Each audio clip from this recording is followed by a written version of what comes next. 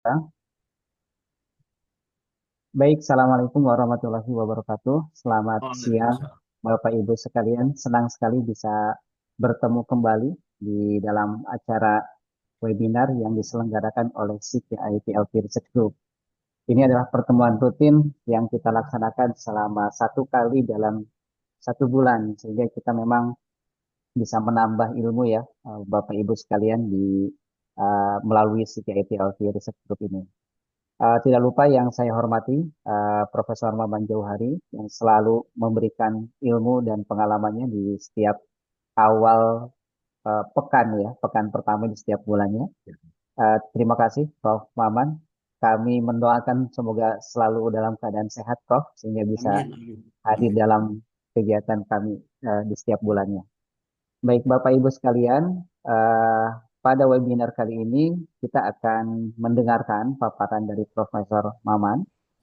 Tema yang diangkat kali ini adalah tentang kiat menembus jurnal Scopus dengan impact factor tinggi dan tak berbayar.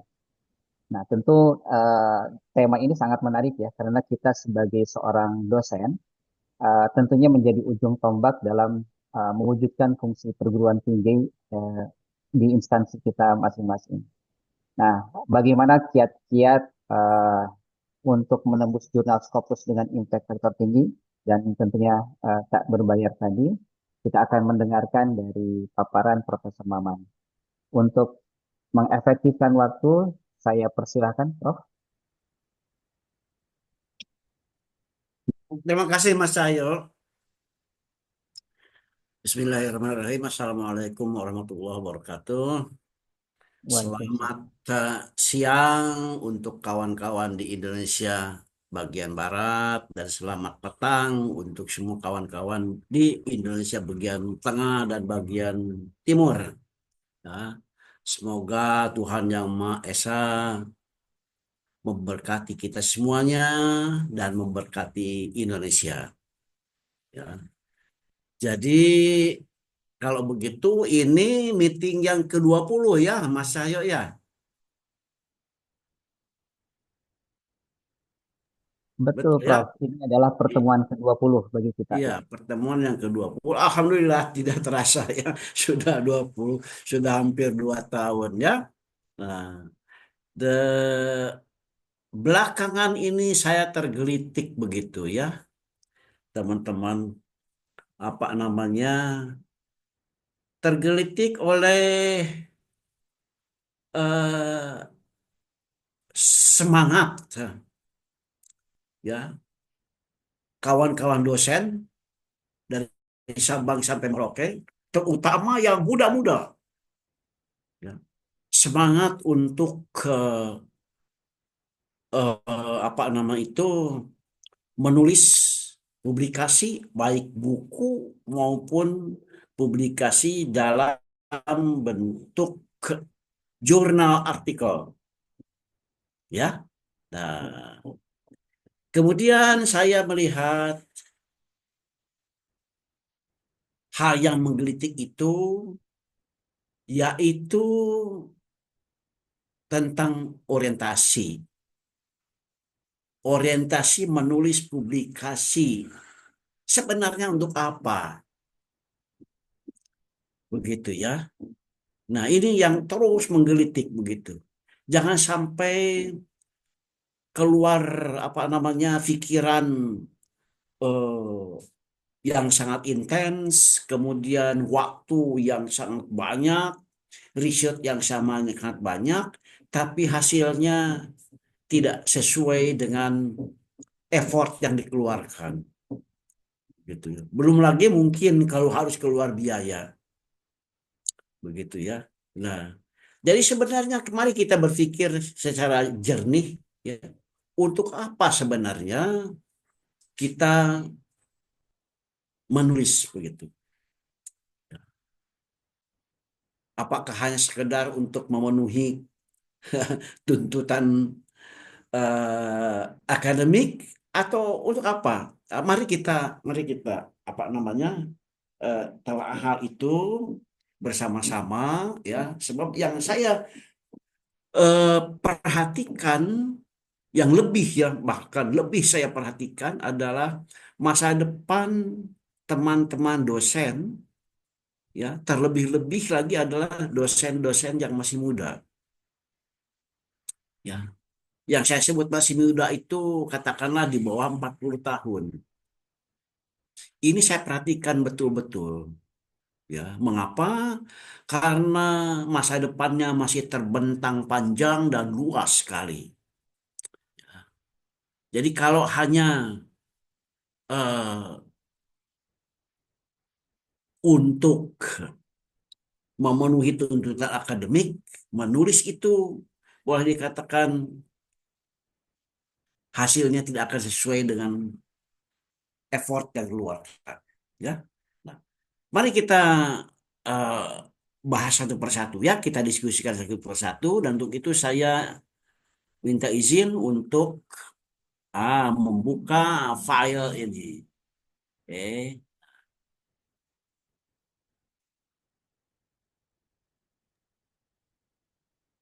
sudah terbuka ya Mas Cahyo?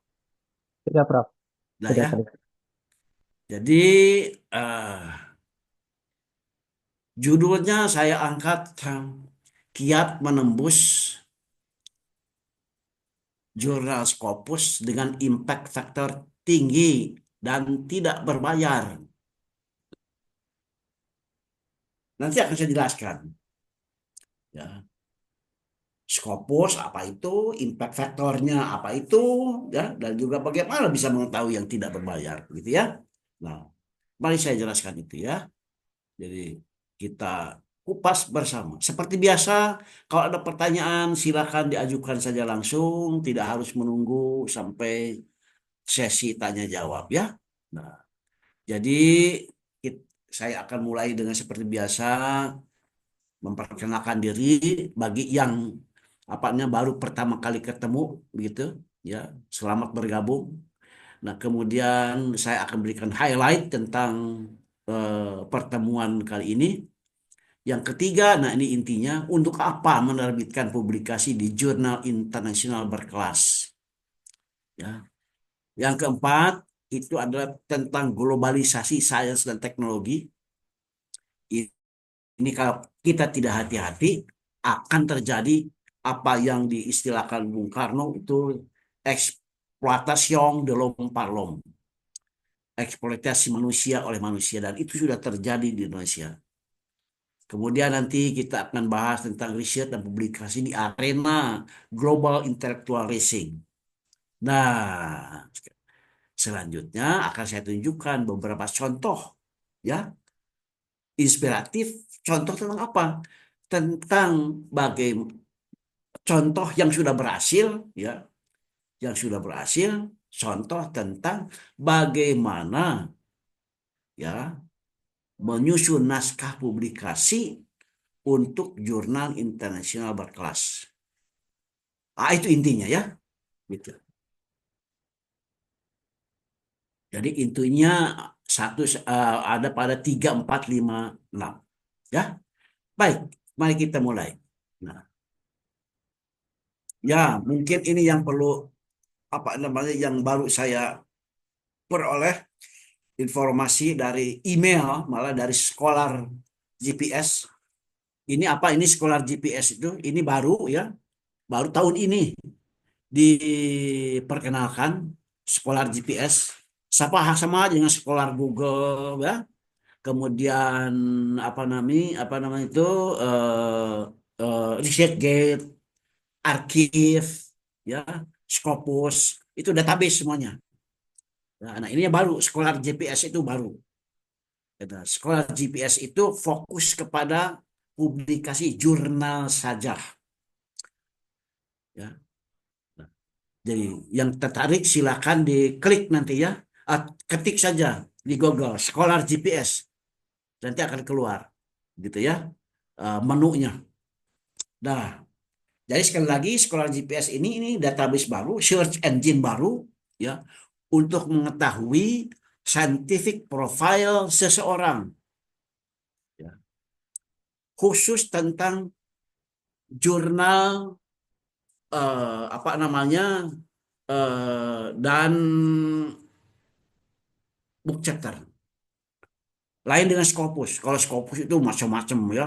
Pokoknya yang tak injak Scopus saja, bahkan bahkan proceeding pun di Scopus itu masuk gitu ya. Dan, dan juga ini Scholar GPS itu tidak hanya yang berbahasa Inggris tapi juga berbahasa lain. Mungkin ada yang paper kita berbahasa Indonesia masuk di situ ya. Jadi lebih lebih fleksibel kita apa namanya mengumandangkan ke dunia internasional tentang scientific profile kita ya. Nah, alhamdulillah dalam emailnya ini tanggal berapa nih emailnya saya terima tanggal 17 Oktober ya, sekolah GPS itu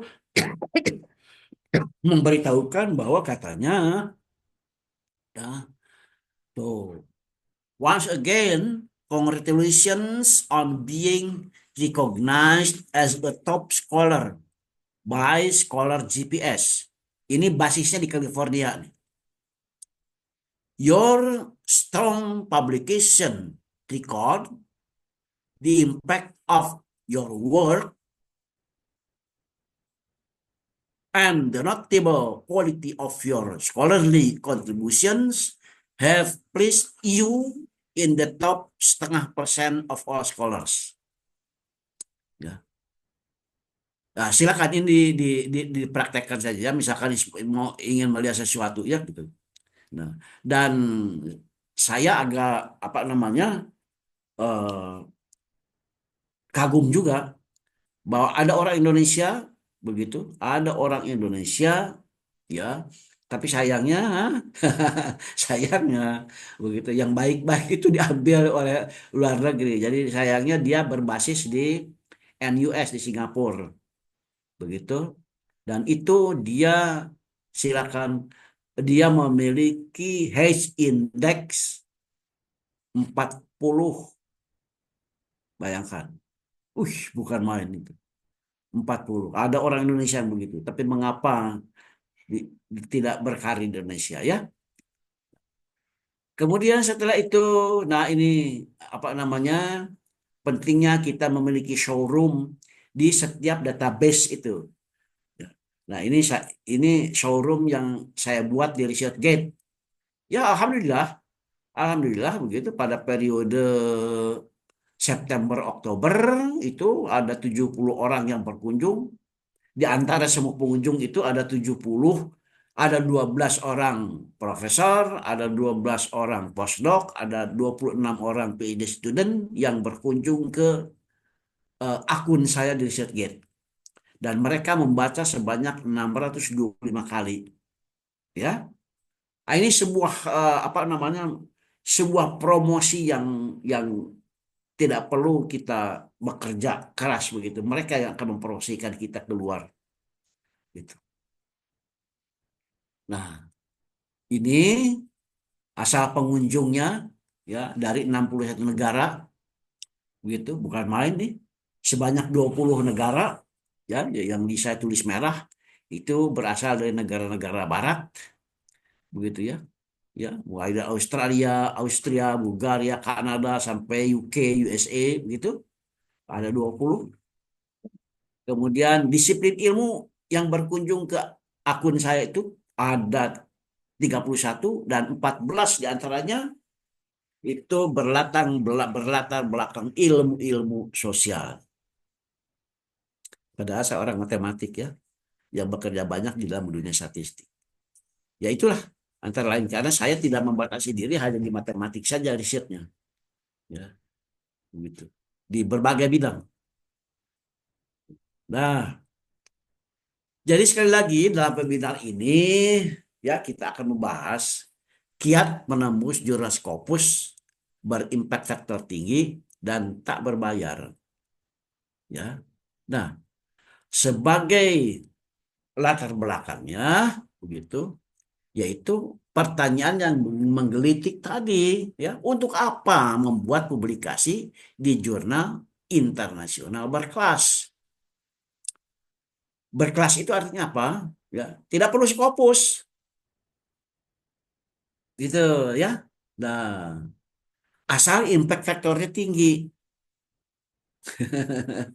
Ya. Nah, yang berkelas itu jadi sekali lagi Scopus Q1 masih mungkin impact faktornya rendah, ya, gitu. Scopus Q2 mungkin efek faktornya lebih tinggi. Nah, jadi jangan terfokus dengan Scopus saja, ya.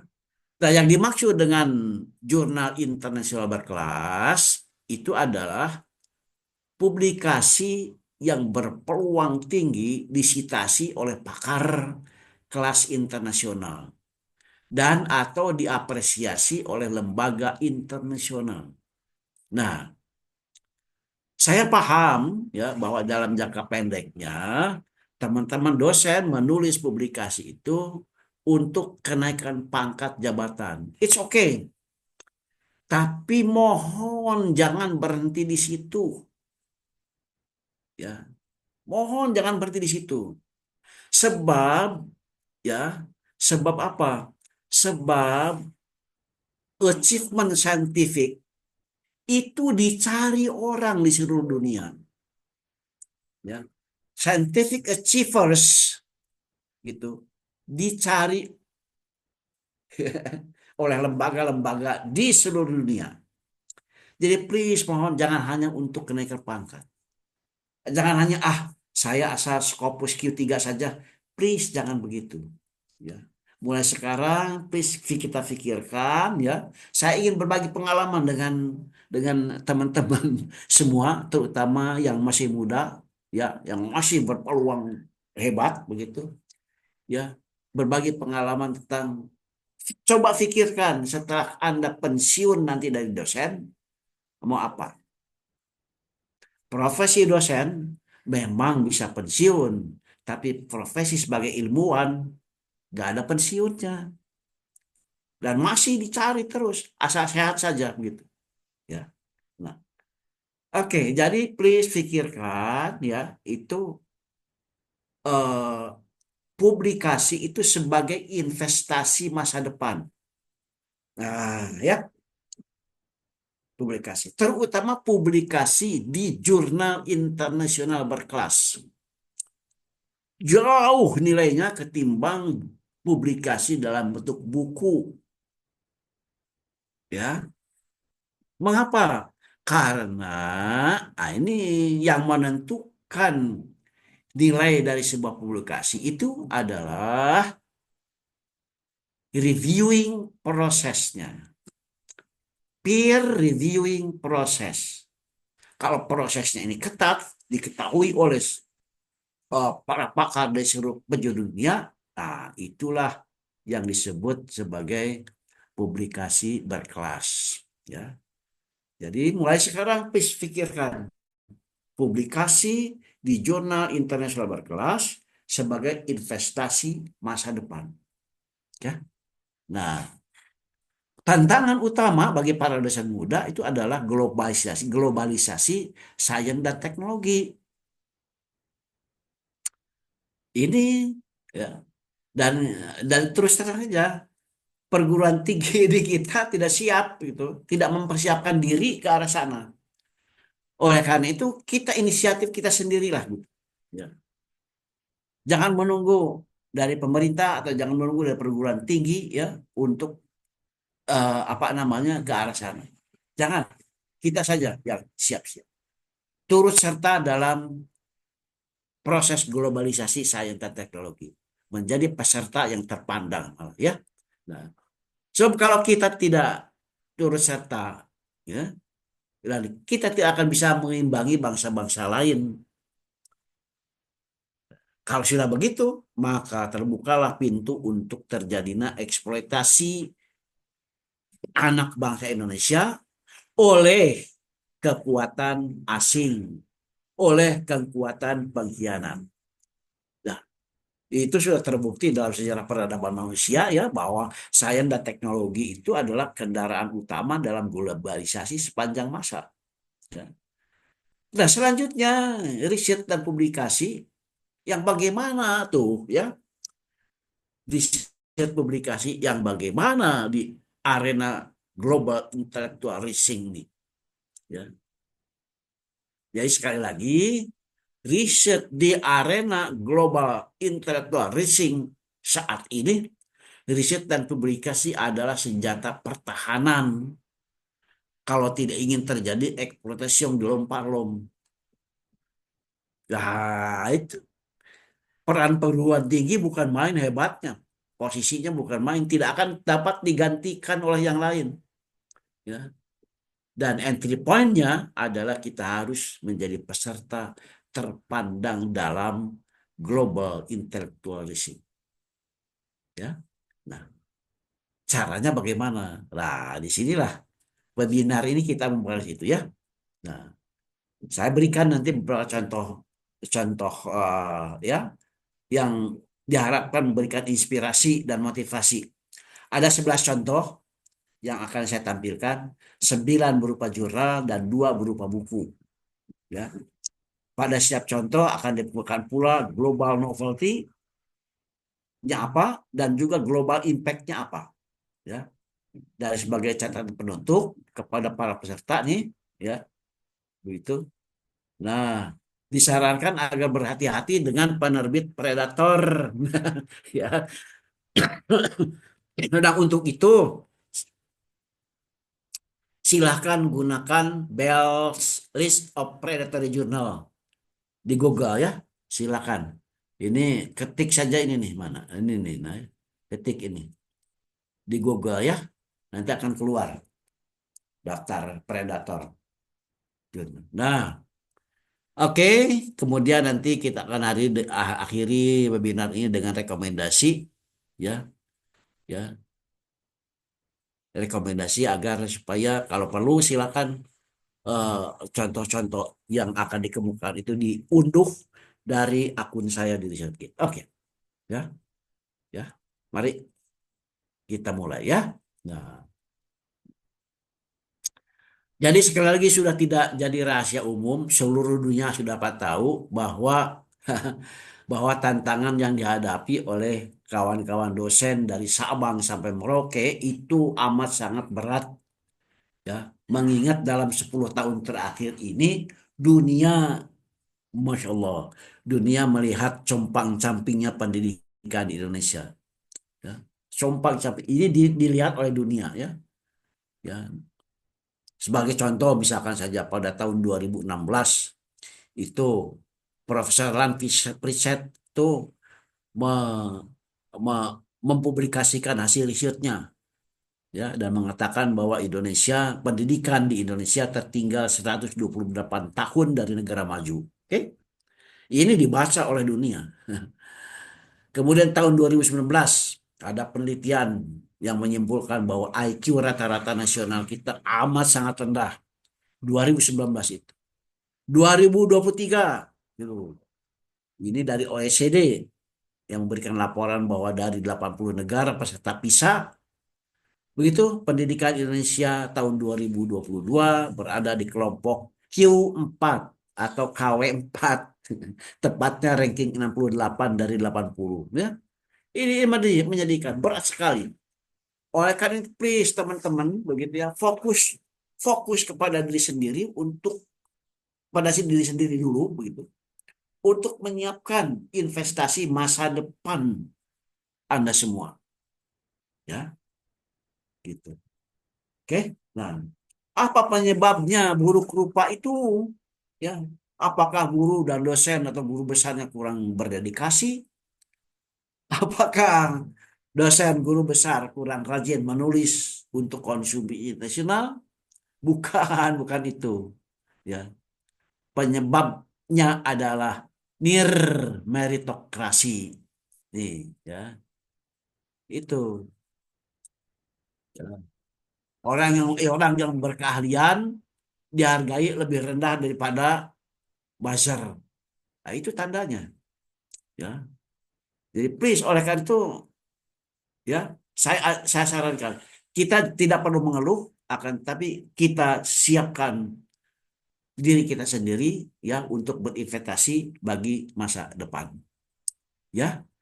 Nah, akibat daripada nir meritokrasi itu ya itulah ya. Maka produktivitas dan kualitas produksi dosen dalam membuat jurnal internasional berkelas itu menurun, ya, menurun. Nah, silakan dilihat nih datanya pada pada ini nih, The Conversation, ya, edisi bulan ini, ya, maaf, bulan November, edisi bulan November, ya, yang mengatakan 8 dari 10 guru besar Indonesia terindikasi menerbitkan artikel di jurnal Predator. Wah, begitu tampil di internet ini semua orang di seluruh dunia bisa baca, ya, begitu ya. Nah, jadi kasus yang baru-baru ini saja di mana seorang ulama menghina seorang pedagang, ya, gitu, itu wah bahkan sudah sampai di komentarnya, sudah sampai di mana tuh, ya, Manchester United saja sudah bersuara, ya. Jadi please, please, mari kita siapkan diri kita sendiri, ya. Nah, bagaimana caranya? Sekali lagi, webinar ini akan mempersembahkan kiat-kiat, ya, dengan harapan peserta dapat langsung menerapkan sesuai dengan anjuran ICMJI. Apa itu ICMJI?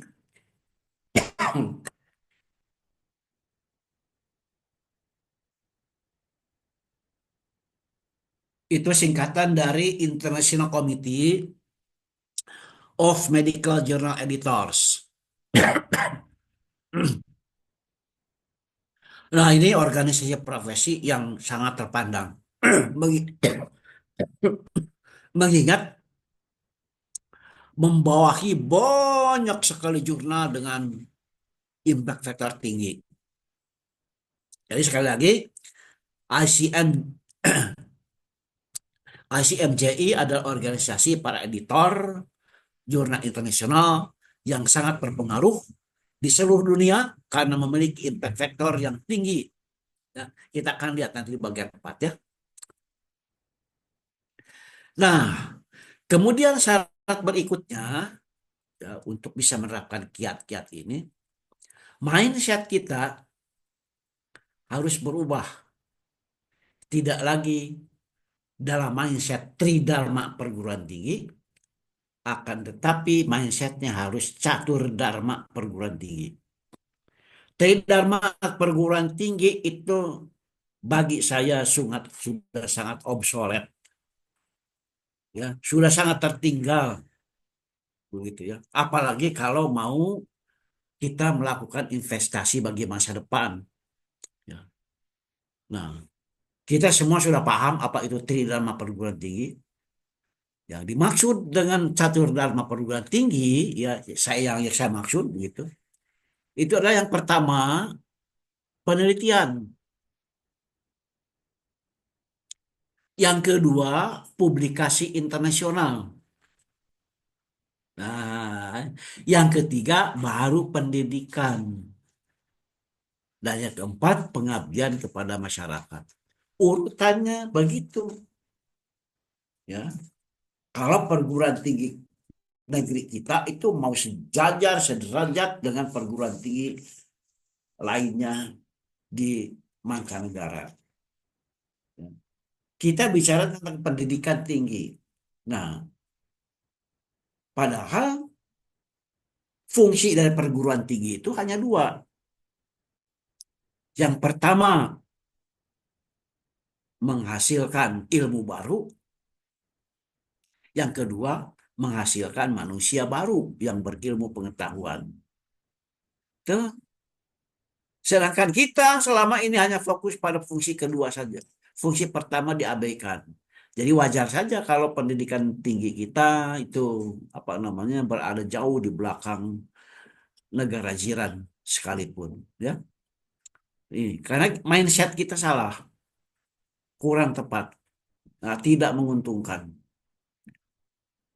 Jadi sebelum mendidik di perguruan tinggi, maka Yang kita didikkan itu adalah hasil riset, gitu. Bukan bukan textbook thinking, bukan, ya, gitu. Nah, baik, oleh karena itu sekali lagi mindset kita harus kita set ulang, ya. Dari orientasi pendidikan tinggi, orientasi Tridharma perguruan tinggi, orientasinya menjadi Catur Dharma perguruan tinggi. Kalau selama ini negara meminta kita melaksanakan Tridharma perguruan tinggi, oke, kita laksanakan permintaan itu, ya. Tapi kita berikan on top, berikan lebih. Lebihnya apa? Ya, Catur Dharma. Fokusnya riset publikasi nanti di kelas itu sampaikan ke mahasiswa, sampai seminar sampaikan kepada rekan-rekan dosen. Ah, hanya dengan cara begitu, ya, masa depan kita insya Allah jauh lebih cemerlang daripada keadaan kita sekarang, ya. Nah, oke, ya, kiat-kiat tersebut, ya, selain daripada tadi harus ada perubahan paradigma dari tridharma ke catur dharma, begitu, ya. Nah, dalam riset utamakanlah research for science advancement. Jangan research for development. Mengapa? Karena nilainya jauh lebih tinggi di mata komunitas saintifik internasional. Ya, research for advancement atau RNA itu jauh nilainya di atas research for development atau R&D. Nah, untuk bertransformasi begitu dari tridharma ke dharma diperlukan strategi di mana fokus riset kita itu diletakkan pada RNA. Oke. Nah, selanjutnya di dalam pelaksanaan RNA, ya, riset difokuskan kepada penemuan new methods dengan orientasi kepada scientific invention dan atau scientific discovery. Itu saja dua. Itu yang memiliki nilai yang tinggi sehingga akan memudahkan masuk ke dalam eh, atau tembus ke dalam jurnal internasional berkelas, berimpact factor tinggi. Sudah otomatis akan Scopus itu, ya, sudah otomatis. Nah, nanti akan saya sajikan di bagian 6 itu apa namanya contoh-contoh yang dapat menggugah inspirasi maupun motivasi teman-teman semua, ya. Nah, jadi sekali lagi setelah mengikuti webinar ini, ya, teman-teman semua diharapkan dapat meningkatkan produktivitas dan kualitas publikasi, ya, di jurnal tersebut, gitu. Nah, oke. Dan selain itu, publikasi di jurnal yang berintegritas tinggi, ya, sekali lagi saya mau garis bawahi itu adalah investasi masa depan yang akan menjadi paspor bagi kawan-kawan yang mau berkarir sebagai dosen atau sebagai peneliti atau sebagai konsultan di dunia internasional. Alhamdulillah saya sudah banyak ke mahasiswa bimbingan saya PhD, ya, yang berkarir di berbagai negara begitu. Alhamdulillah, ya. Gitu. Dan saya ingin berbagi pengalaman untuk teman-teman di tanah air. Gitu. Nah, jadi sekali lagi sayang sekali kalau penerbitan publikasi di jurnal internasional hanya untuk kenaikan pangkat jabatan, hanya untuk kenaikan pangkat jabatan, walaupun ke guru besar misalnya, atau untuk karir di dalam negeri saja, ya,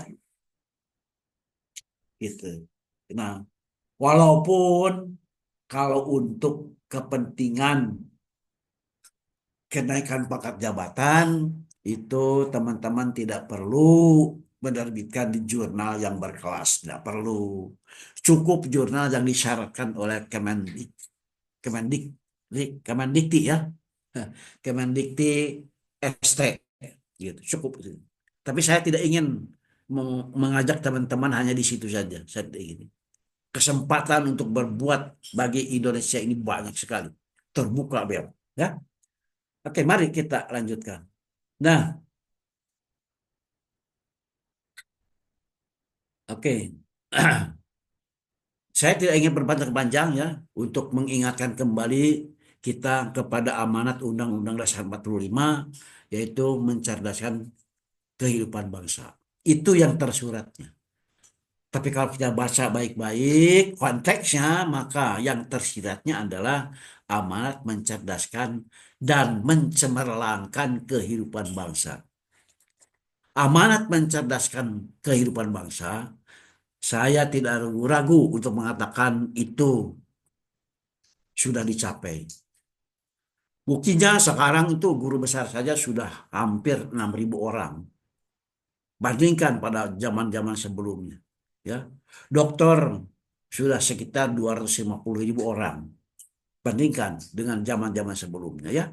Jadi kalau kita ingin melihat indikasi kecerdasan kehidupan bangsa dari situ, maka kehidupan bangsa kita sudah amat cerdas. Tapi apakah cemerlang? Nah, ternyata tidak. Ya, belum, belum cemerlang. Ya, indikasi kecemerlangan itu adalah jadinya referensi, gitu. Ya, nah, oke. Oke, oleh karena itu sekali lagi saya ingin apa namanya mengingatkan kita bahwa untuk membangun kehidupan bangsa yang cerdas dan cemerlang, kita harus menjadi peserta terpandang dalam GIR, ya. Bangsa yang cerdas dan cemerlang adalah bangsa yang terpandang sebagai peserta GIR. Nah, itu indikasinya ya. Dan arena GIR amat beragam. Arena GIR ya, Global Intercrossing, amat beragam. Saya bercita-cita bahwa pada 2045, ulang tahun ke-100 eh, bangsa Indonesia, gitu, anak bangsa ini bisa mempersembahkan seorang peraih Nobel. Nah, karena itulah indikasi kecemerlangan. Ya. Nah, jadi sekali lagi, nah, untuk sebelum kita menelurkan peraih Nobel, mari kita mulai dengan publikasi di jurnal berimpact factor tinggi. Ya, jurnal impact factor itu adalah indikasi. Arena Gear, Scopus juga indikasi. Simago indikasi.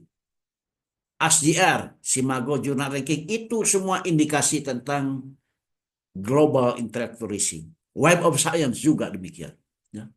Nah, mari kita lihat, tengok apa itu jurnal impact factor ya.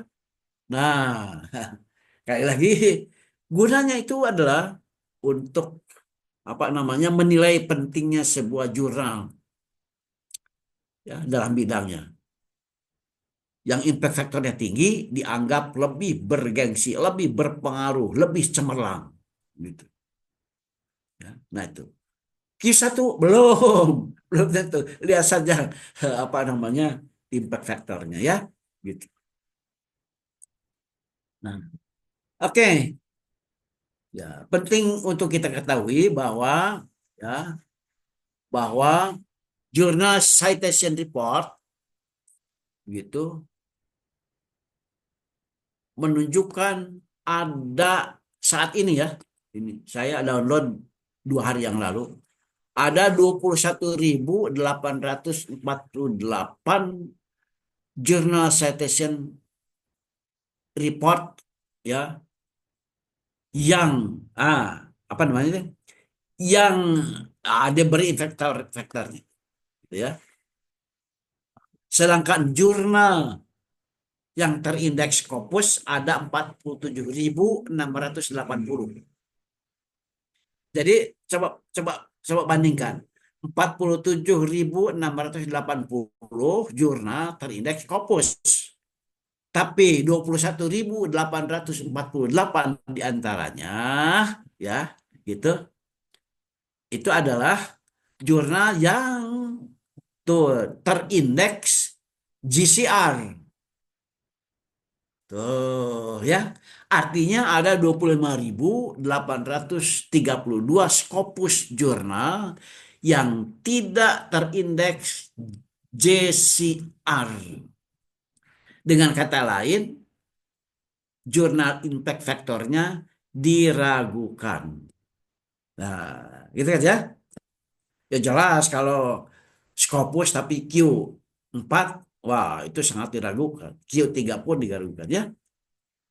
Nah, kemudian kata kata GCR, kata GCR begitu. Nah, hanya riset orisinal dan review artikel yang dianggap citable. Nah, karena hati-hati ya dalam menulis publikasi itu, please kalau tidak menulis publikasi yang berisi riset orisinal, silakan tulis publikasi dalam bentuk review artikel.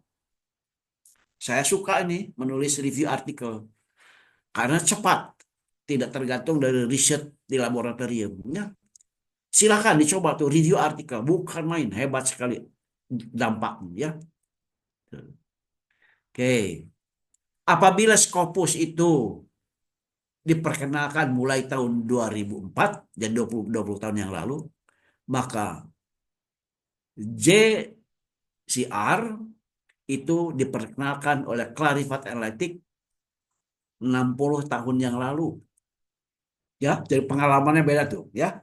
Beda. Jadi please apa namanya? Mulai sekarang itu diperhatikan betul-betul. Nah, baik. Di antara 47.680 Scopus jurnal, berikut ini tuh, ya.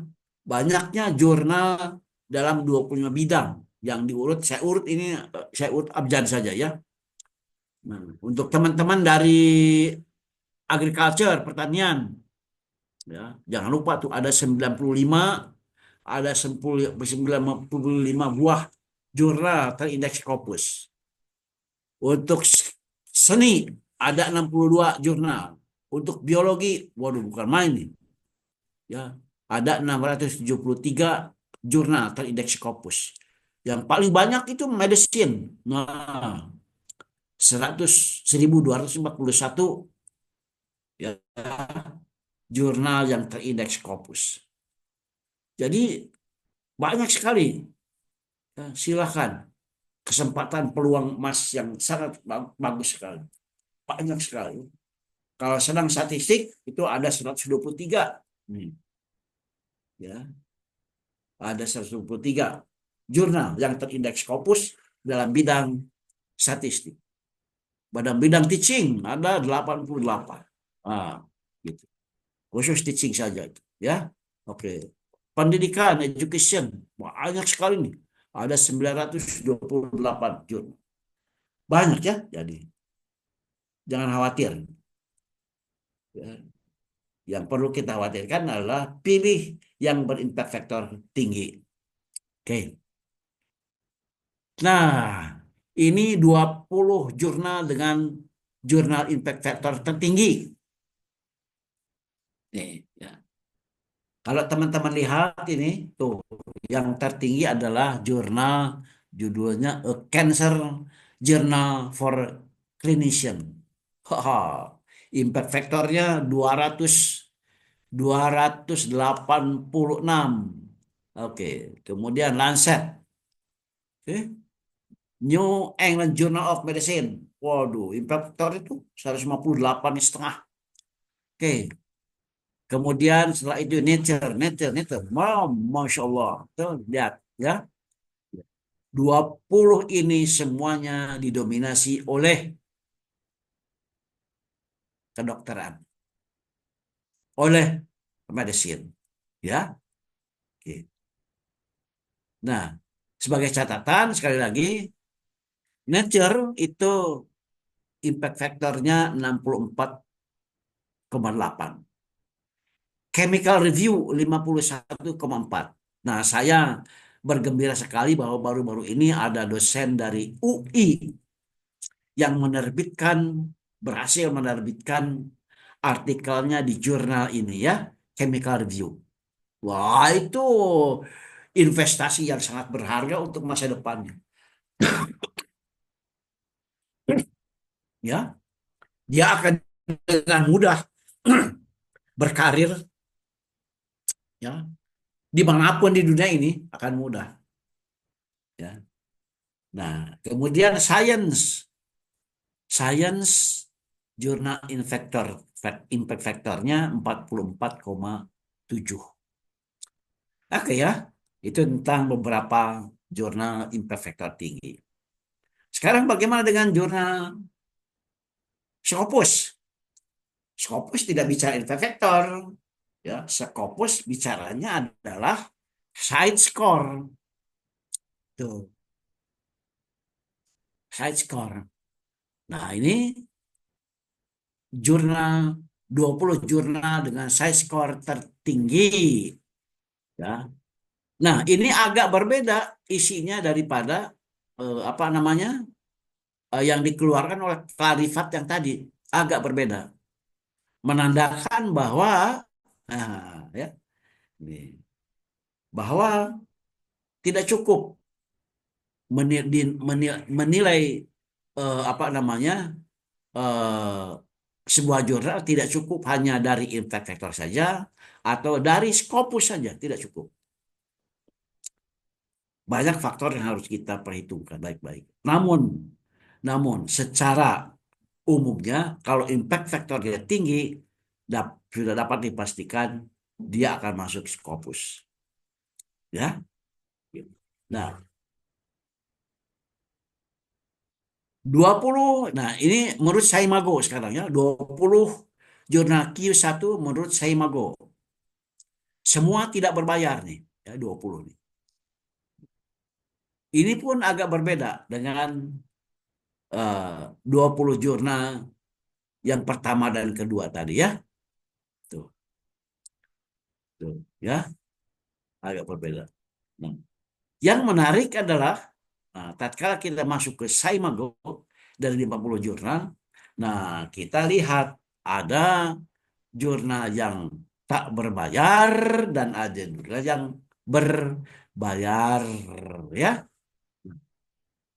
27, 28, 34, 46, 50 itu semuanya berbayar. Coba kita. Nah, ini ya. Ini nomor 27, nomor 28 berbayar. 33, 34 juga berbayar. Kemudian 46, 50 juga berbayar. Ya. Nah, bagaimana kita mengetahui apakah jurnal yang kita sasar itu berbayar atau tidak? Umumnya yang berbayar itu karena dia adalah open access. Open access itu artinya apa itu? Artinya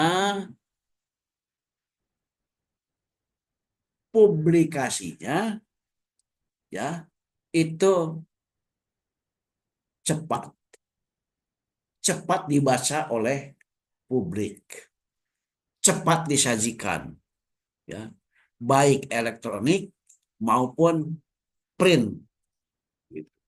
Nah, namun agar supaya cepat begitu, maka biaya percetakannya atau biaya publikasinya diserahkan kepada para penulis begitu ya. Mengapa berbayar itu kan itu. Karena agar supaya bisa diterbitkan cepat, maka biaya produksi ditanggung oleh para penulis. Kalau yang tak berbayar, nah yang tak berbayar itu harus menunggu sekian banyak begitu ya. Kalau yang berbayar itu satu datang bisa langsung diterbitkan. Datang satu terbit, satu kalau sudah oke terbit. Tapi kalau yang tak berbayar itu harus menunggu sampai sekian belas atau sekian puluh baru nanti diterbitkan. Nah, itu biaya produksinya ditanggung oleh publisher ya, dan nanti publisher yang menjualnya gitu. Jadi pembaca yang menanggung proses produksi. Ya, itu bedanya. Ya. Namun ada kalanya kalau kita apa namanya submit paper misalkan saja ke nomor 49 ini tidak berbayar 49 ya. Ya, tidak berbayar. Nah, ada kalanya yang tak berbayar pun menawarkan kepada kita mau open access atau tidak. Kalau mau open access ya bayar, kalau tidak tidak apa-apa gitu ya. Jadi sekali lagi berbayar atau tidaknya itu tergantung dari kemauan kita apakah mau langsung terbit atau tidak. Nah, namun apa gunanya kalau berbayar untuk jurnal yang very outstanding seperti Nature itu terbit seminggu sekali. Ya. Science terbit seminggu sekali. Buat apa kita bayar? Ya, ya. Dan pada umumnya yang berimperfektor tinggi itu mereka mencari artikel. Bukan artikel yang mencari jurnal, tapi jurnal yang mencari artikel. Ya. Jadi jangan kaget kalau Nature misalkan Anda di dapat email dari Nature. Ya. Silakan, misalkan saya mengundang untuk ke apa namanya, untuk submit paper. Oh, jangan disangka Nature itu predator gitu. Karena banyak yang berprasangka bahwa kalau kalau sebuah publisher, sebuah jurnal itu mencari calon penulis, itu tanda-tanda predator. Tidak. Ya, ya. Kalau jurnal yang outstanding mengontak kita untuk submit paper, itu adalah sebuah recognition, pengakuan dari jurnal itu bahwa kita mampu menulis artikel seperti kehendak mereka. Gitu ya. Jadi oke, itu tentang imperfector, Simago, Scopus ya. Gitu dan ini khusus untuk jurnal Nature. Jangan lupa itu ada 55 jurnal dari family Nature Plus. 55 ya, gitu. Ada Nature saja, kemudian ada dari bidang kimia tuh, kemudian kesehatan dan bioteknologi sebanyak 16 jurnal, ada life sciences sebanyak 14 jurnal, ada tuh physical and applied sciences 13 jurnal. Oke. Jadi tidak akan kekurangan stok jurnal-jurnal berkelas ya, gitu. Oke. Nah, jadi sekali lagi mari kita apa namanya fokus untuk investasi masa depan ya. Ya. Pengalaman saya, ini pengalaman saya. Ketika dulu waktu di ITB sekitar tahun 1990-an begitu, saya mulai menulis di jurnal internasional pada tahun 1981. Nah, kemudian masuk ke dekade 90-an, saya mencoba membuat networking yang lebih luas dan kemudian mulailah kirim email ke sana kemari ya mengontak para pakar internasional dan umumnya mereka selalu meminta kepada saya kirimkan kepada saya katanya mereka tuh ya your publication. Ternyata suaranya sama. Begitu saya mengontak seseorang pakar, apakah di Amerika, di Eropa, atau di Kanada, atau di mana saja, ya, untuk bekerja sama, mereka selalu minta, please kirim kepada kami your publication. Ah, jadi dari situ, oh, ternyata publikasi itu adalah pintu gerbang untuk wah, memasuki global scientific community, ya. Jadi jangan saya berhenti sampai untuk naik pangkat, sayang, sayang, ya. Nah, jadi mari kita fokuskan ke situ, ya. Jadi kalau sebelum usia 40 tahun sudah punya sekitar 10 saja, 10 saja ya, nggak usah banyak-banyak. 10 saja publikasi di jurnal internasional berimpact faktor tinggi, jurnal berkelas, gitu. Di mana Anda sebagai penulis pertama, ya. Nah, maka kalau Anda mau berkarir di negara maju, saya bisa bantu. Bagaimana caranya ya? Gitu. Bagaimana caranya? Ya. Berkarir di negara maju itu adalah peluang emas di mana kita bisa berinteraksi langsung di dalam arena global. Ya, gitu. Jadi, oke. Nah, ini riset bagian kelima, riset dan publikasi di arena global entrepreneurship. Ini ada berita yang cukup mengagetkan tahun ini, ya, dari mana? Dari dunia pendidikan ilmu hukum. Saya betul-betul kaget. Pertama itu dikumandangkan berita itu oleh Dekan Fakultas Hukum UI pada tanggal 12 Juli 2024. Nah, ini screenshotnya ya. Kata Dekan UI, pendidikan hukum harus multidisiplin.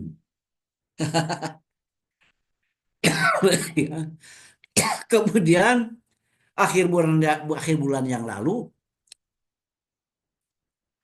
tepatnya tanggal 28 November 2024, saya kembali dikagetkan. Kali ini oleh seorang dosen Fakultas Hukum Universitas Airlangga. Ya, tuh judulnya adalah Multidisiplin dalam Riset Hukum, Kunci Tembus Jurnal Reputasi Internasional. Nah, dua itu saya betul-betul kaget. Loh kok kaget? Iya, sebab sebab di Perancis waktu saya di sana begitu ya, dari tahun 75 sampai akhir 79 begitu. Saya tahu bahwa untuk menjadi mahasiswa Fakultas Hukum di Perancis itu harus lulus tes matematika dengan baik.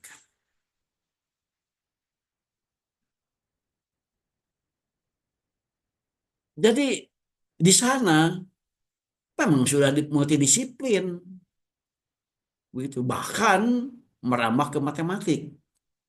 Nah, tahun 1977 saya pun pernah menjadi tutor mata kuliah partial differential equation untuk mahasiswa Fakultas Sastra di Perancis. Ya, Perancis. Jadi ya aneh bagi saya kok baru sadar begitu ya. Baru FHUI baru sadar harus multidisiplin. Kemudian dosen UNER juga baru sadar harus multidisiplin ya. Itu wah, bagi saya itu waduh bukan main ya, berita yang sangat mengagetkan ya. Jadi sekali lagi memang kunci keberhasilan di dalam menembus jurnal berinfektor tinggi itu adalah sifatnya yang multidisiplin atau bahkan transdisiplin. Nah, bagaimana caranya? Ya, mengajak dosen-dosen dari bidang yang lain. Terutama, terutama kalau riset yang teman-teman lakukan itu bersifat riset kuantitatif, tidak ada jalan lain.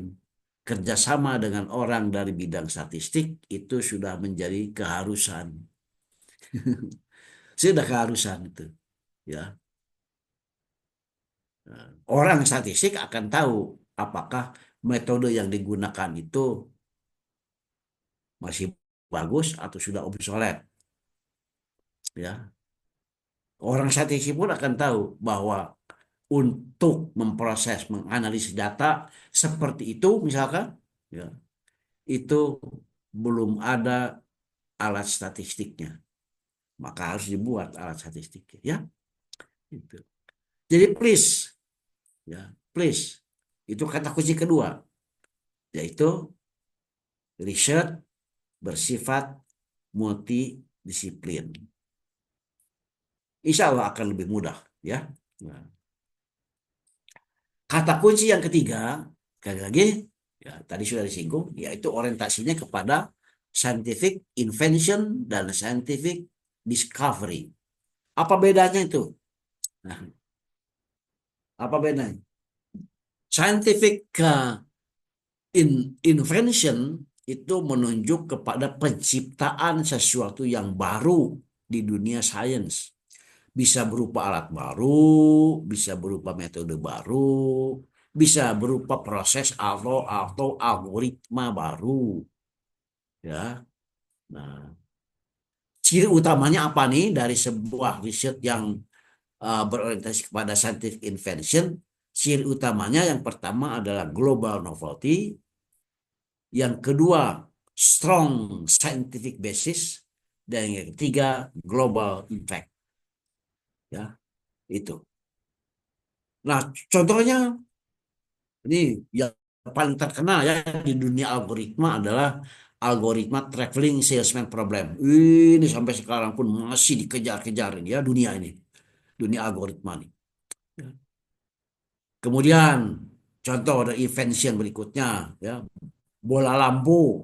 Nah, ini ya, gitu. Internet, bahkan sidik jari DNA, atau kalau untuk statistik, ya, student t-test itu adalah invention.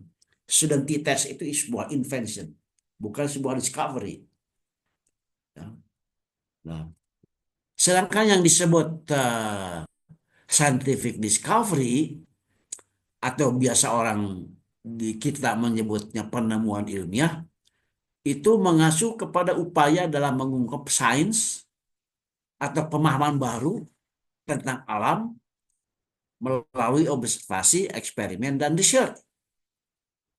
Nah, berbeda dengan invention, discovery bermakna menemukan atau mengenali sesuatu yang sudah ada, namun belum mendalam, ya. Nah, ciri utamanya apa? Ciri utamanya dari sebuah discovery yaitu yang pertama, new understanding tentang sebuah bidang, gitu. Evidence based, ya. Apa nama itu? eh, Understanding. Yang ketiga jelas global impact itu. Nah, ya contohnya ini beberapa contoh saja ya, banyak contoh agar supaya dibedakan antara antara invention, scientific invention dengan scientific discovery. Ya. Dan yang paling menarik adalah contoh yang paling menarik itu yang selalu dilakukan oleh teman-teman para arkeolog. Ya. Para arkeolog itu kan itu temuannya ada selalu bersifat scientific discovery. Oh, ditemukan piramida Maya di Amerika Latin. Ditemukan misalkan apa namanya mumi Firaun, ya. Nah, itu sebuah discovery. Walaupun untuk itu mungkin harus membuat invention tentang metode, harus membuat invention tentang alat, ya. Nah, jadi sekali lagi itu orientasinya kepada itu invention dan discovery. Nah, bagaimana kita bisa sampai kepada invention atau discovery? Nah, silahkan gunakan rumusan IMRAD. Gunakan saja IMRAD yang dianjurkan oleh ICMJI tadi. IMRAD itu singkatan dari Introduction, Methods, Results, and Discussion. Gunakan itu. Nah, jadi sekali lagi ini rumusan tentang bagaimana sebuah riset harus dirancang, dan bagaimana pula hasil riset harus dikomunikasikan, harus dipublikasikan, ya. Nah, jadi pada tahapan riset, ya, introduction itu meliputi the state of the art dan expected scientific breakthrough, baik itu breakthrough-nya berupa invention maupun berupa discovery. Kemudian methods, nah, menggunakan existing method kalau bertujuan untuk scientific discovery, atau inventing new methods kalau bertujuan untuk scientific invention. Begitu ya. Nah, jadi pilih. Biasanya kawan-kawan muda biasanya gitu ya, yang sering berkonsultasi dengan saya, itu kalau sudah metode, maknanya mereka menggunakan metode yang ada. Coba mulai pikirkan untuk membuat metode baru. Gitu. Ya. Buatlah metode baru. Apakah metode sampling baru atau metode statistik yang baru. Ya. Kemudian resultnya merupakan global novelty dan global impact. Itu pada tahapan riset. Sedangkan pada tahapan penulisan naskah, ya introduction sama, begitu ya. Method juga sama, result. Nah, resultnya mengemukakan dengan jelas the global novelty dan global impact, dan discussionnya.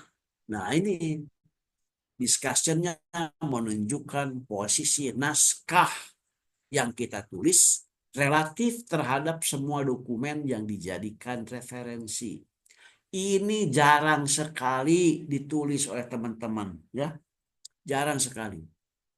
Padahal bagian discussion itu adalah bagian di mana kita mempromosikan kepakaran kita, ya, di situ tempatnya. Jadi sekali lagi, result, bagian riset result bisa pendek, bisa hanya setengah atau 1 halaman. Tapi discussion bisa 2-3 halaman. Ya, gunakan bagian discussions itu untuk menunjukkan kepada para pembaca, satu, kepiawaian kita atau kepakaran kita dalam bidang yang kita tekuni, ya. Dan yang kedua, menunjukkan kepada para pembaca posisi naskah yang kita tulis relatif terhadap semua dokumen yang dijadikan referensi. Ini jarang sekali, ya, jarang sekali kunci ini dimanfaatkan oleh teman-teman dosen terutama yang muda, ya. Ya.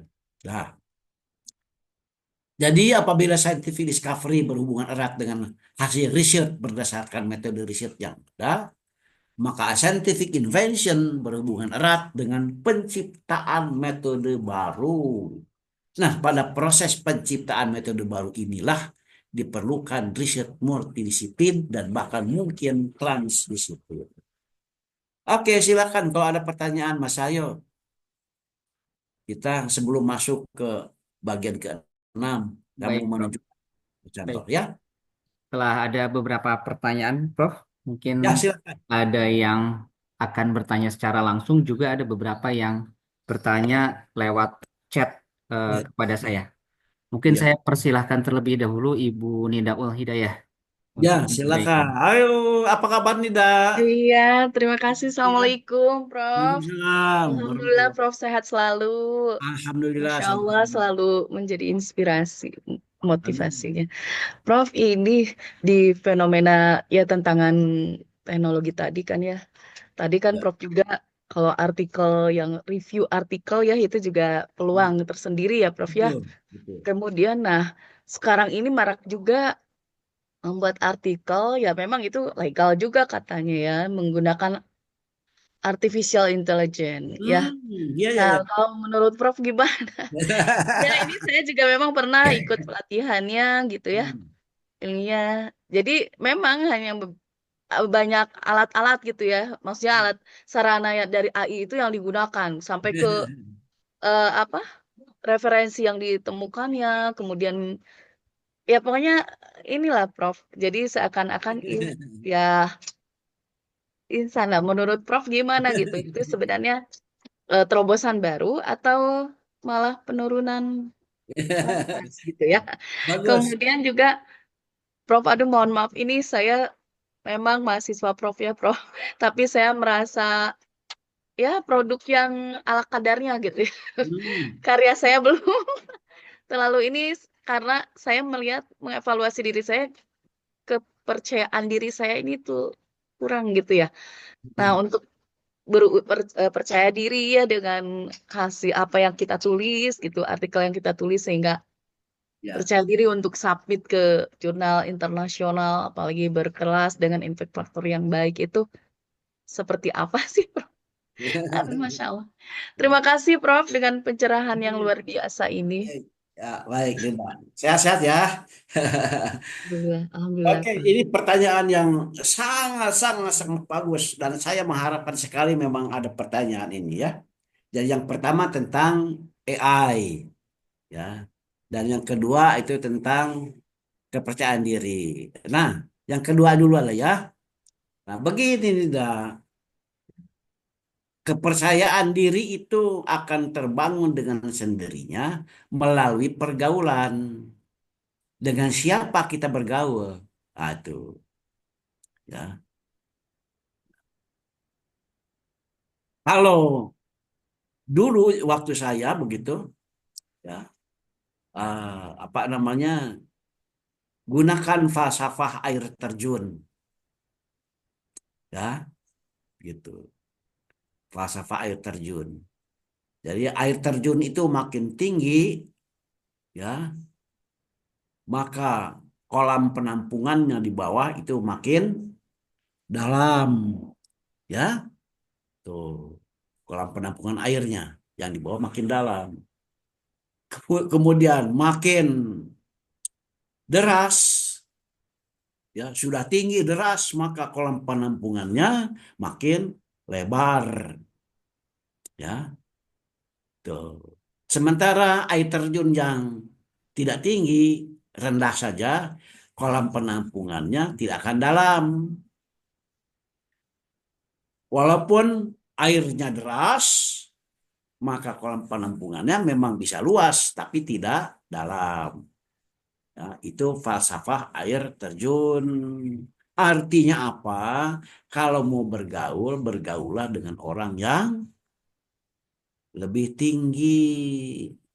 Begitu ya, maka kita akan menampung banyak.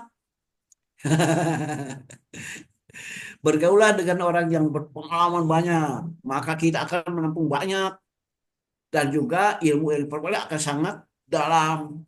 Nah, jadi menurut saya ya ini dah begitu. Nah, mulai saat ini pergaulannya ya jangan hanya dengan teman sekantor begitu.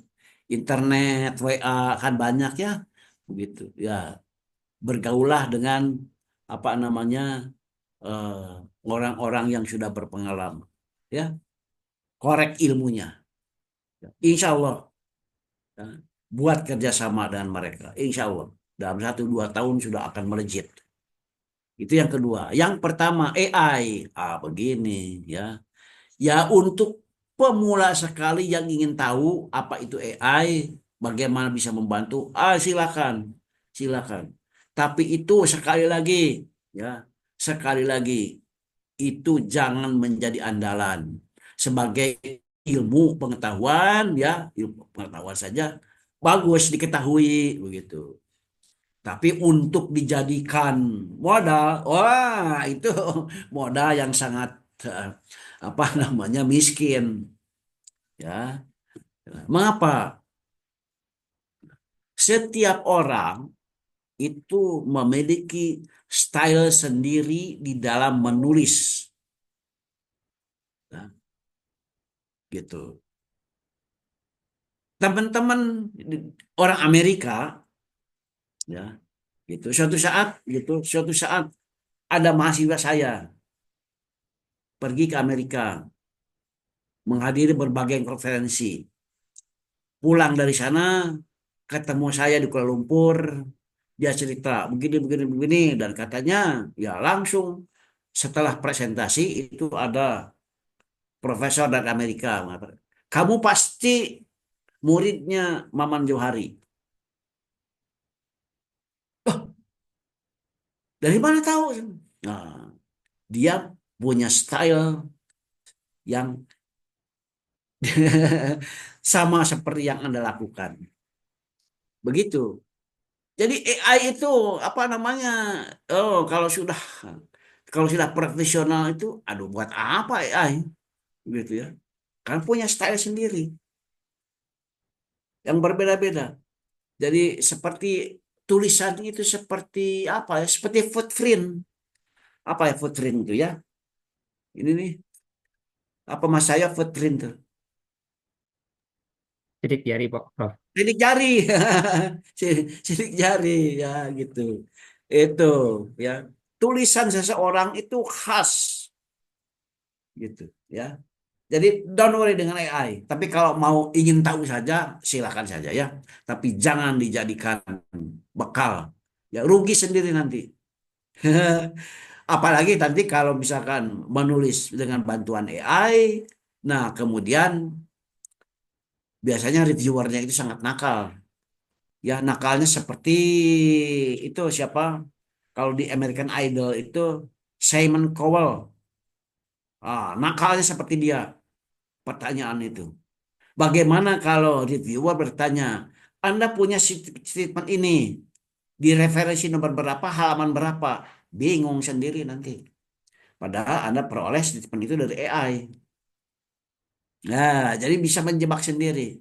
Ya, jadi, saya sangat tidak percaya dengan apa namanya kemampuan AI ya,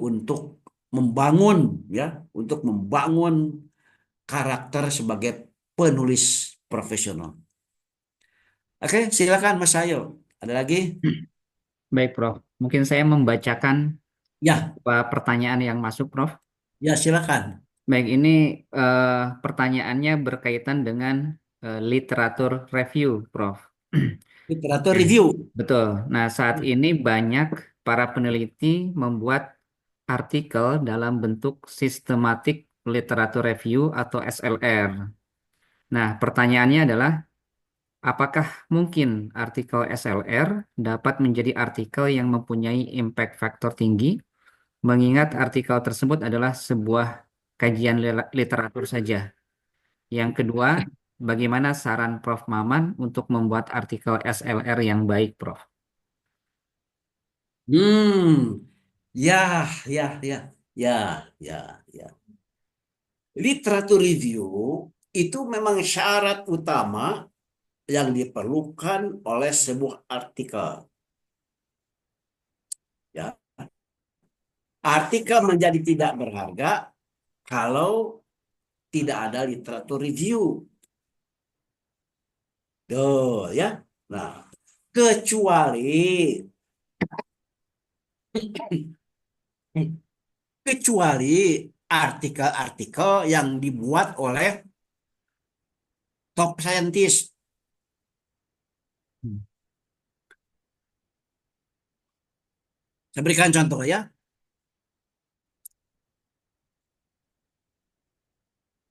PhD tesis atau disertasi S3 Albert Einstein ya, di dalamnya tidak mengandung daftar referensi. Tidak ada referensi. Apalagi daftar pustaka. Tidak ada. Itu. Loh kok bisa begitu? Ya memang dia hanya berkomunikasi dengan alam, ya. Bagaimana dia menciptakan teori relativitas, dia hanya berkomunikasi dengan alam. Gak ada referensi apa-apa pun. Dia hanya melihat bagaimana sinar matahari ya menembus jendela, seperti halnya juga Al-Haytham bagaimana menciptakan kamera, gak ada referensinya. Ya. Nah, Jadi, kecuali kalau untuk para top scientist, literatur review mungkin tidak diperlukan. Tapi untuk yang belum sampai kepada top scientist dunia seperti itu, masih diperlukan literatur review. Ya, untuk apa gunanya? Satu, literatur review diperlukan untuk satu membangun the state of the art. Tidak akan ada state of the art kalau tidak ada basis literatur review. Jadi literatur review saja itu tidak berarti apa-apa, ya. Nah, literatur review itu baru akan berarti setelah, nah, setiap yang kita review itu kita beri kritik, ya. 1, 2, 3, 4 sampai 100 literatur yang kita review, masing-masing kita beri kritik. Berdasarkan kritik itu dibangunlah the state of the art. Ya. Artinya state of the art di situ adalah sesuatu yang baru, pemikiran baru, ya, yang hendak dibangun. Dari state of the art inilah muncul ide baru. Oh, saya mau begini. Menurut literatur ini begini, ini begini, ini begini, ini begini. Menurut saya begini, begini, begini, begini. Maka inilah yang ingin saya proposkan. Begitu, ya. Nanti saya berikan pada contohnya ya, gitu. Nah, gitu. Jadi sekali lagi, tanpa state of the art, tanpa literatur review, tidak ada state of the art. Tanpa state of the art, tidak ada novelty. Tidak akan ada novelty. Apalagi impact, ya. Nah, novelty itulah yang kemudian di breakdown sehingga menjadi sebuah karya ilmiah. Nah, di situ baru ditulis. Ya. Jadi sekali lagi, literatur review itu apa namanya, bukan sebuah karya itu, bukan bukan sebuah karya ilmiah itu, ya. Mengkritik tapi tidak memberikan eh, cara pandang baru, ya. Kurang itu, kurang lengkap. Ya, gitu Mas saya. Baik, Prof. Selanjutnya mungkin ada saya rangkumkan 3 pertanyaan sekaligus, Prof. Tidak apa-apa, Prof. Ya, silakan. Oke, baik. Ini mungkin pertanyaannya eh, cukup ringan, Prof. Yang Ya. pertama ini berkaitan dengan Scholar GPS yang tadi Prof. Maman perkenalkan. Oh, ya, ya. Oke, pertanyaannya adalah apa keunggulan Scholar GPS dibandingkan dengan eh, apa pengindeks yang lain, Prof? Itu yang pertama. Hmm, Yang ya. kedua, mungkin saya ambil dari kolom chat di Zoom dari Pak Hari Triwibowo. Hmm. Bagaimana memulai menulis artikel dari kebiasaan yang susah untuk menulis, Prof? Langkah Hmm. awalnya seperti apa? Lalu yang ketiga, ada juga pertanyaan, bagaimana cara berkolaborasi menulis artikel bersama Prof. Maman? Begitu, Prof. Hmm. Ada Ya. 3 pertanyaan. Oke. Yang pertama, Scholar GPS ya. Itu Ya, sekali lagi adalah apa namanya? Database ya. Database tentang apa? Tentang scientific profile saintis di seluruh dunia. Nah, yang membedakan apanya? Yang membedakan adalah eh, eh, dimensi profilnya itu. Itu yang beda, ya. Jadi antara misalkan Scopus database di situ hanya menampilkan scientific profile seseorang berdasarkan publikasi di jurnal terindeks Scopus atau proceeding terindeks Scopus atau uh, buku terindeks Scopus atau buku chapter terindeks Scopus. Begitu. Ya. Simago lain lagi, ya, begitu. Ya. Kemudian apa namanya, Google Scholar lain lagi yang ditampilkan itu, ya. Jadi yang satu memperkaya yang lain. ResearchGate sama juga, ya, menampilkan dimensi-dimensi yang lain. Oleh karena itu, jangan hanya terfokus kepada satu saja, Scopus saja, jangan, ya, jangan, gitu ya. Nah, kemudian yang kedua apa tadi Mas Ayo? Yang kedua dari Pak Hari Triwibowo, bagaimana memulai menulis artikel dari kebiasaan yang susah untuk menulis, Prof. Ya, begini, eh, siapa dari Mas Tri ini ya? Pak Hari Triwibowo. Mas Hari begini, ya, biar mudah ya, biar mudah. Nah, itu sudah saya praktekkan dulu begitu. Kamu menulis begitu. Jadi begini, kemanapun kita pergi, dimanapun kita berada, selalu siap pensil dan kertas. Ya, biasakan itu. Bahkan saya di kamar mandi pun saya siapkan pensil dan kertas. Begitu ada ide melintas di pikiran, saya tulis.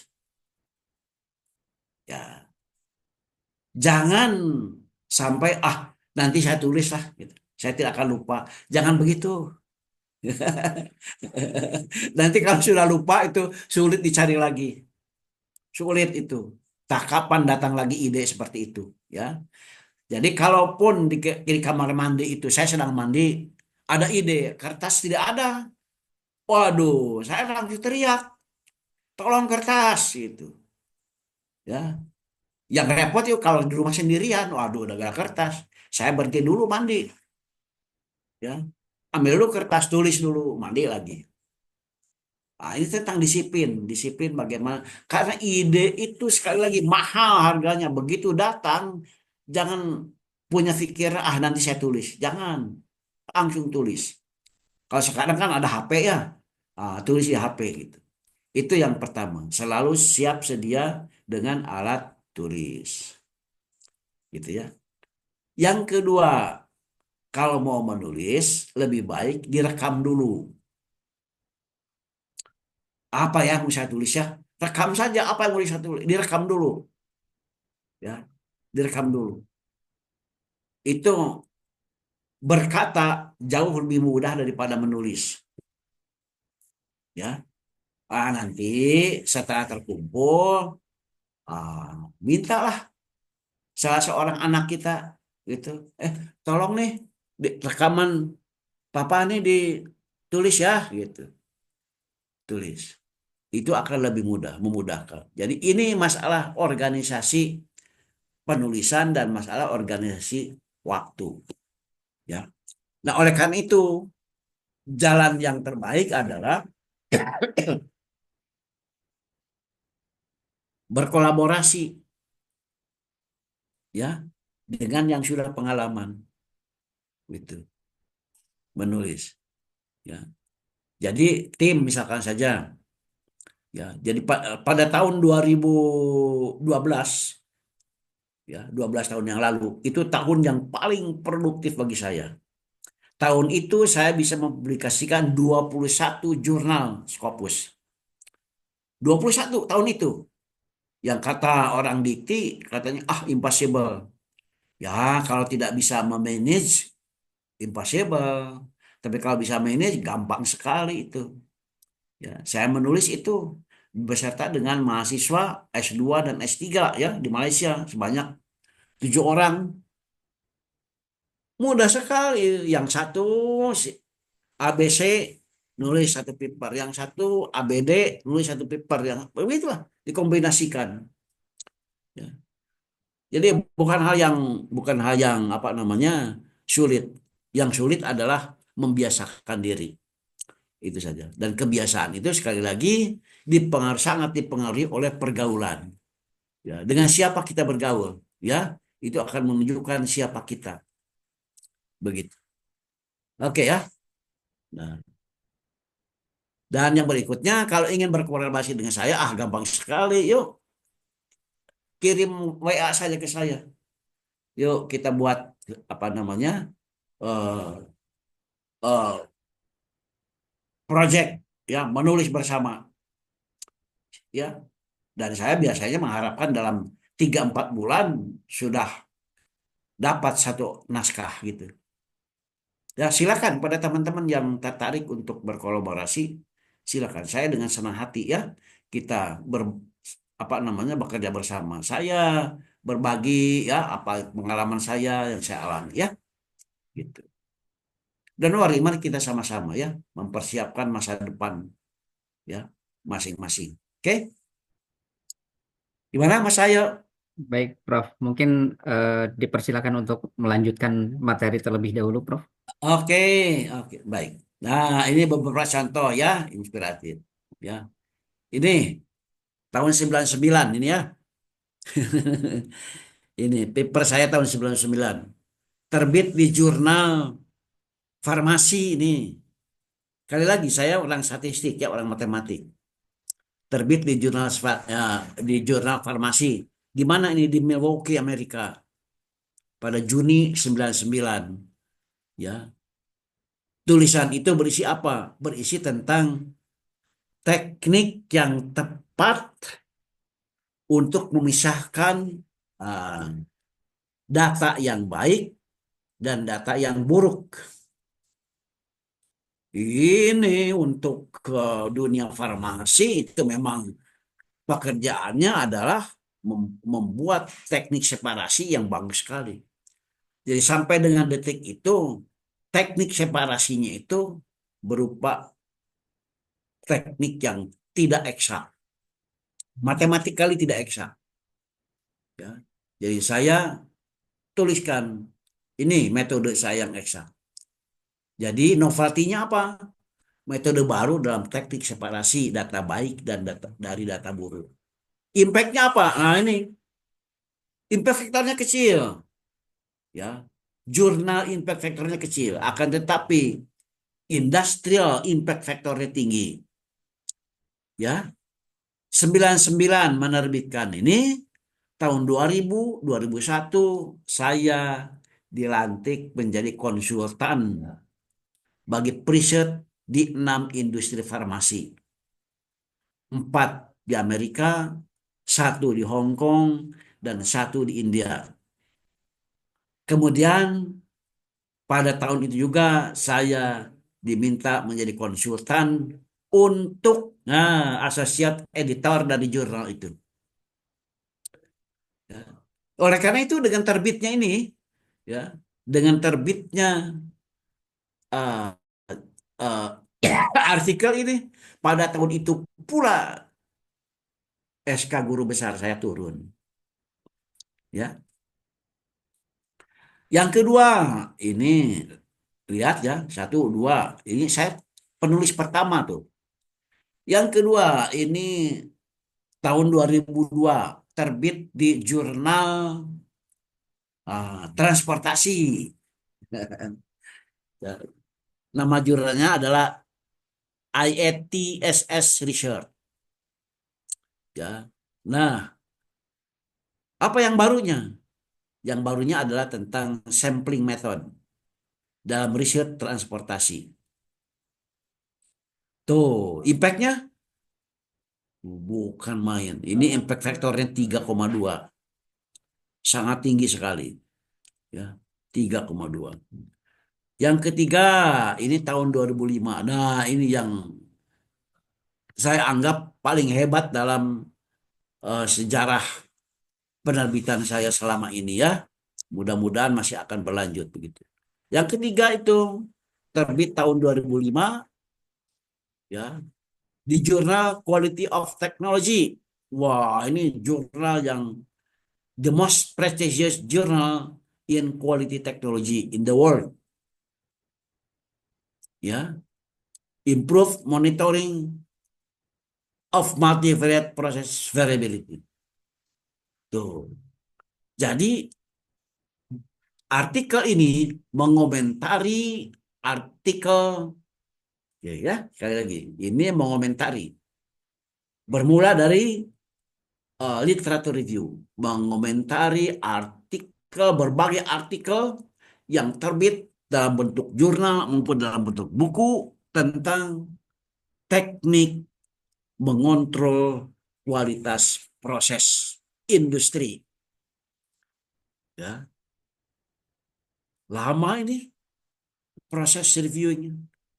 Perlu waktu 1,5 tahun di mana saya berdebat dengan chief editor, gitu ya. Alhamdulillah terbit, dan waktu mm, editor memutuskan menerima, begitu, dia mengatakan bahwa your article will be a very significant contribution to the literature. Alhamdulillah, dan ternyata betul. Jadi sekali lagi novelty-nya apa? Ya, metode yang tidak bias dalam mengontrol kualitas proses produksi multidimensi. Nah, impact-nya bukan main. Sampai sekarang pun saya masih menerima impact. Yang 4 yang utama, yang pertama, artikel itu menghantarkan saya kepada Gold Medal Award. Katanya for outstanding contribution to statistics dari Islamic Country Society of Statistical Sciences. Yang kedua, mendapat pengakuan dari UNESCO dan juga dari AEGIS, Australian Expert Group in Industry Studies, harus in Industry Studies.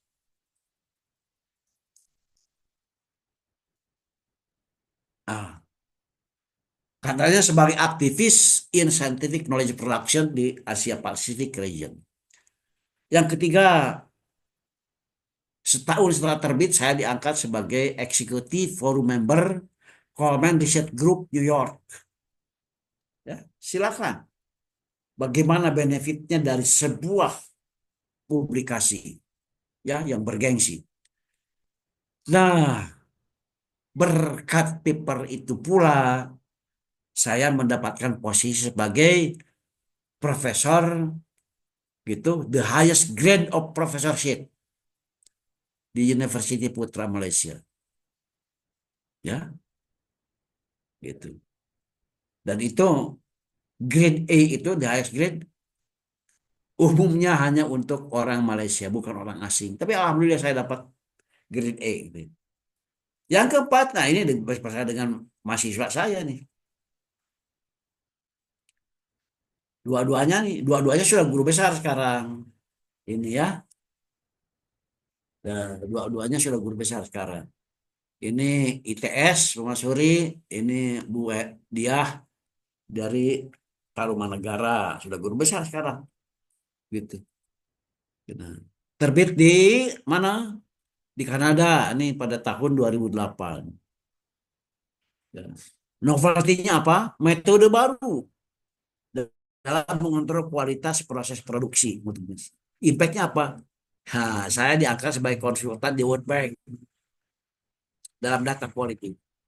Ya. Alhamdulillah. Alhamdulillah. Yang kelima nih, nomor 5 ya. Contoh kelima nih. Ini terbit di jurnal Fisika E tahun 2012. Ya. Kebaruannya apa? Metode baru yang robust dalam menganalisis jaringan pasar saham. Impact factor-nya 2,8. Dan Fisika E ini, ya, dianggap sebagai salah satu jurnal yang paling produktif. Itu yang nomor 5. Nomor 6. Nomor 6. Tahun 2015. Wah, ini bukan main ini. Ini ya. Ini mudah-mudahan dapat mengalahkan apa namanya posisi paper saya yang tahun 2005 itu. Optimality problem of network topology in stocks market analysis. Ya. Jadi kebaruannya apa? Yaitu metode social network analysis yang optimal dalam menganalisis pasar saham. Oke. Nah, impact-nya dari sini saya dilantik sebagai anggota scientific committee dari APEC mewakili Indonesia. APEC singkatan dari Asia Pacific Economic Physics Conference. Yang ketujuh, nah ini tujuh, terbit tahun 2016. Ya, tuh. Sama metode baru juga dalam social network analysis untuk menganalisis berbagai sektor ekonomi. Ke-8 tahun 2015. Nah, nah ini terbit di Journal of Statistical Mechanics, Theory and Experiment.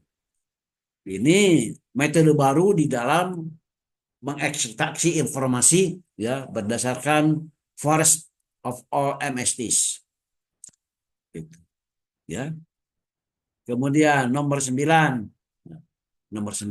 ya, tahun 2015 gitu. Sama metode baru juga.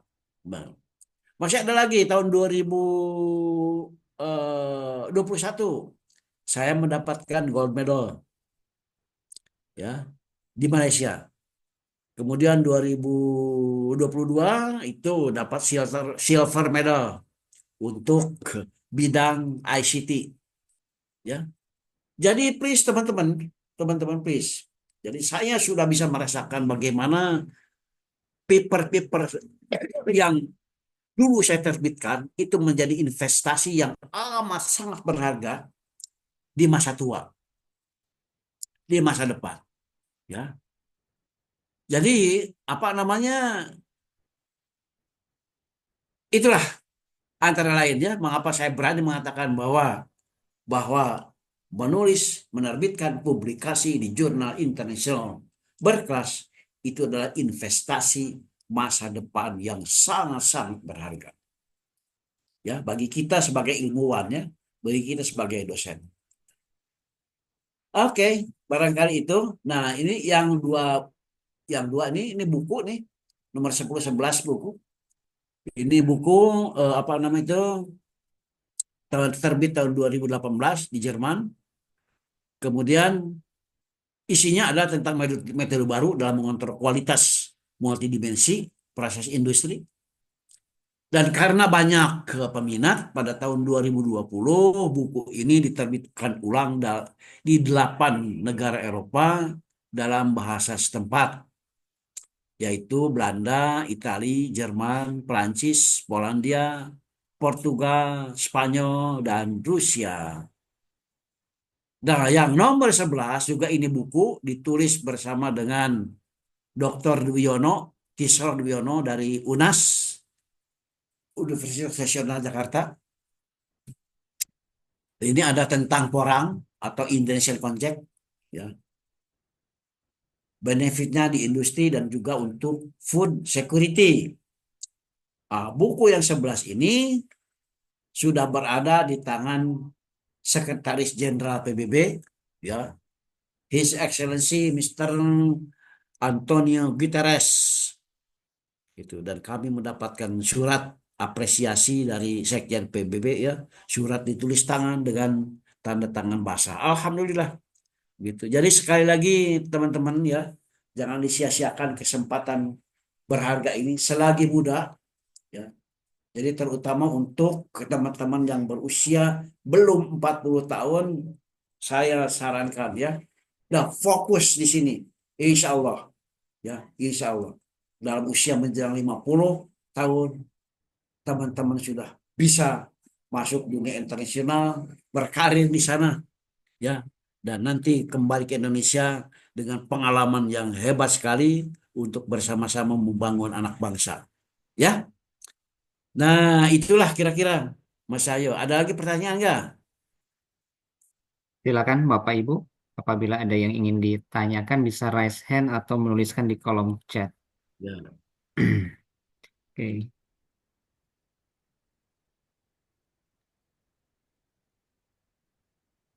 Ada pertanyaan lanjutan, Prof, dari Pak Hari Triwibowo. Silakan, silakan. Baik, saya bacakan. Mungkin ini pertanyaan lanjutan dari yang tadi. Ya. Bagaimana langkah-langkah awal bagi dosen yang baru menulis untuk dapat publish di jurnal internasional dan berimpact tinggi, Prof? Oh, itu ya.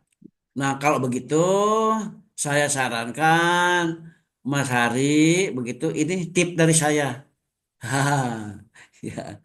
Baca saja buku ini. Teknik memuaskan editor dan reviewer jurnal internasional berkelas. Ini saya tulis sendiri dan diterbitkan oleh ITB Press pada tahun 2021 ya. Silakan. Dari trik dari A sampai Z ada di situ. Ya, begitu ya Mas Ari. Silakan. Baik, silakan Bapak Ibu bagi ada yang ingin ditanyakan, boleh di kolom chat atau raise hand. Sepertinya cukup, Prof. Tidak ada yang bertanya ini, Prof. Ya, kalau begitu saya tambahkan ya. Jadi, setelah membaca buku ini, kemudian naskah disusun ya sesuai anjuran buku ini, maka sebelum naskah dikirim, nah ini nomor 3 ini penting. Sebelum naskah dikirim ke editor in chief, cek terlebih dahulu tingkat keterbacaan naskah. Untuk itu gunakanlah Fog Index tersedia di Google ya. Ketik saja Fog Index gitu ya. Nah, untuk apa ini Fog Index nih? Fog Index itu nanti memberitahukan kepada kita apakah naskah kita itu mudah dibaca, mudah difahami, atau sulit dicerna gitu ya. Nah, oke. Fog Index yang baik itu adalah kalau kurang dari 12 gitu ya. Ini kesepakatan para para editor saja. Kalau fog indeksnya lebih dari 12 itu artinya nah, sulit dibaca, akan sulit dipahami ya. Bagaimana menurunkan fog index sehingga menjadi kurang dari 12? Caranya adalah dengan tuh mengubah kalimat-kalimat panjang menjadi beberapa kalimat pendek. Itu caranya. Sederhana ya, gitu. Jadi jangan gunakan kalimat panjang karena itu akan menyulitkan pembaca mencerna makna dari kalimat itu. Gunakanlah kalimat pendek. Nah, begitu Mas Cahyo. Ya. Tuh, alhamdulillah kita sudah bisa menyelesaikan acara ini walaupun apa namanya lewat ya 19 menit nih Mas Cahyo ya. Oke teman-teman, terima kasih atas kebersamaannya. Mudah-mudahan bermanfaat ya untuk ke karir kita semuanya. Ya. Terima kasih. Wassalamualaikum warahmatullahi wabarakatuh. Waalaikumsalam warahmatullahi Waalaikumsalam wabarakatuh. warahmatullahi wabarakatuh. Baik, Waalaikumsalam Terima terima warahmatullahi kasih, kasih Prof. wabarakatuh. Profesor Maman untuk materi yang sangat menarik yang tadi sudah disampaikan. Tidak terasa waktu sudah cukup sore ya, sudah waktu asar juga. Bapak Ibu sekalian, terima kasih atas kehadirannya di sore hari ini. Insya Allah kita akan bertemu lagi di awal bulan Januari, Prof ya, awal bulan Januari 2025. Terima kasih saya ucapkan kepada Prof Maman dan saya sebagai moderator apabila ada kekurangan mohon dimaafkan. Demikian untuk acara hari ini saya tutup. Assalamualaikum warahmatullahi wabarakatuh. Waalaikumsalam. Waalaikumsalam warahmatullahi wabarakatuh. Terima kasih teman-teman atas kebersamaannya. Mudah-mudahan kita ya bisa berlanjut dengan action ya. Iya, Prof. Terima kasih, Prof. Mohon doa dan bimbingannya terus, Prof. Ya, Bu Badria ditunggu. Oh, ini ada Dokter Ko. Apa kabar? Siap, Prof. Akan saya coba. Ya. Baik, saya sudah siap nih dengan topik-topik yang menarik. Oke. Ya. Terima Saya mohon kasih, Prof. sama-sama mohon diri sekali lagi. Baik, Siap. Prof, silakan. Live.